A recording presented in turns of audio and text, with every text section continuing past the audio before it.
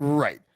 Mike Evans. I don't want to put him in the Hall of Fame yet. Ryan Wilson will get mad at me, but I mean, man, the guy's got the longest streak of 1,000 yards to start a career in each season. He agreed to terms with the Tampa Bay Buccaneers coming back to Tampa on a 2-year, $52 million deal with $35 million guaranteed.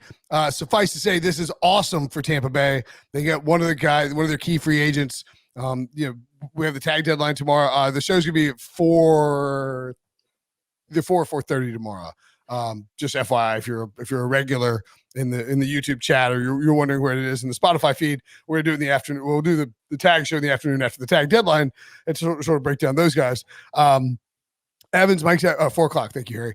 Mike Evans said that he wants to be a Buck for life, and this won't get him there, Josh, but it'll get him a little bit closer. And I think if you're Tampa Bay, when you have Antoine Winfield Jr., Baker Mayfield, and Mike Evans as three key free agents, being able to get Evans back in the fold before the new league year begins, a big step for a team that, quite frankly, is probably still the best team in the NFC South. No question. I listened to Bucks general manager Jason Light at the podium early last week. Funny guy. He's very funny. Somebody asked him about a report that said they were still pretty far apart in negotiations with Mike Evans.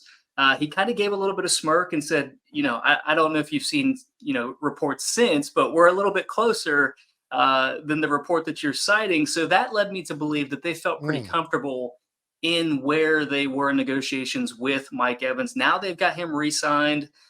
You can move on to Baker Mayfield, who is also expected to hit free agency.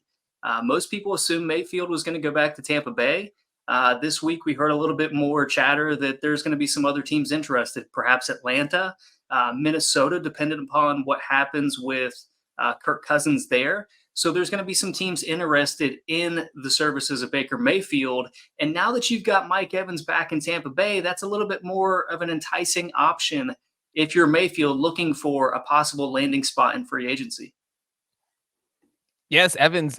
Look, it blows my mind that the Buccaneers didn't get something done beforehand. It feels like they thought, hey, Mike's 30.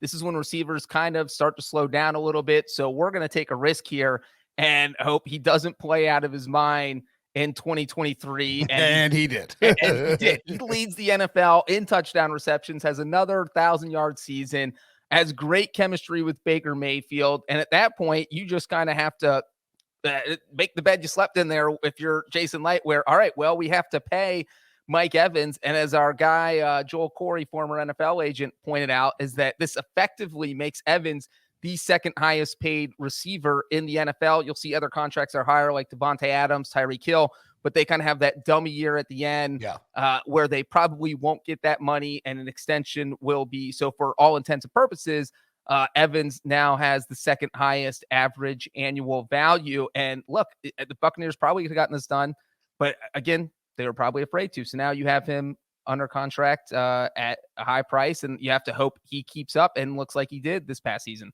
I feel pretty comfortable with Mike Evans performing at a high level, assuming you get the quarterback back. And I do think Josh is spot on noting that getting Mike Evans in the fold is going to make it more likely to bring Baker Mayfield back. I think that Jason Light has credit to him for building the sort of roster in the, continuing with the roster in the post Tom Brady era that, a guy like Mike Evans wants to come back. And by the way, Mike Evans is massively involved in the Tampa Bay community from a charitable standpoint. So it's not surprising to me at all that he would want to return. But I also think, with Todd Bowles there, they win the division. Nobody was picking him to win the division. Everybody picked the Saints or Falcons or Panthers.